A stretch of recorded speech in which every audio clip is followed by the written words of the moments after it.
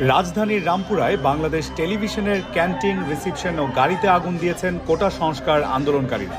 বৃহস্পতিবার দুপুর ৩টার দিকে উত্তেজিত শিক্ষার্থীরা হামলা চালান।